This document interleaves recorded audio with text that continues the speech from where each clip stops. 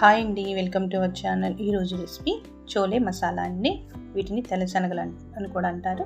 ముందుగా వీటిని నేను 5 గంటలు నానబెట్టుకున్న తర్వాత ఒకసారి కడిగి కుక్కర్లో వేసుకొని ఉప్పు, పసుపు, 1 స్పూన్ ఆయిల్, 1 గ్లాస్ వాటర్ పోసి ఉడికించుకోవాలి. తర్వాత ఉల్లిపాయలు, టమాటాలు, పచ్చిమిర్చిని మెత్తగా పేస్ట్ చేసి పక్కన పెట్టుకోవాలి.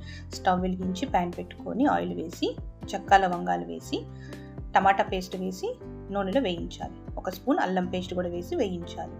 ఒక 5 నిమిషాల తర్వాత వేగిన తర్వాత ధనియాల పొడి, కారం, పసుపు, చోలే మసాలా 1 స్పూన్ వేసి ఈ మసాలా అంతా కూడా నూనెలో బాగా వేగనివ్వాలి. ఇలా వేగిన తర్వాత ఉడికించుకున్న తెల్ల శనగలను వేసుకోవాలి. ఒకసారి కలిపి ఉప్పు కొంచెం వేసి ఒక చిన్న గ్లాస్ వాటర్ పోసి దగ్గర పడేంత వరకు ఉడికించుకోవాలి. పూరీలోకి ఈ కర్రీ చాలా రుచిగా ఉంటుంది. Please subscribe my channel.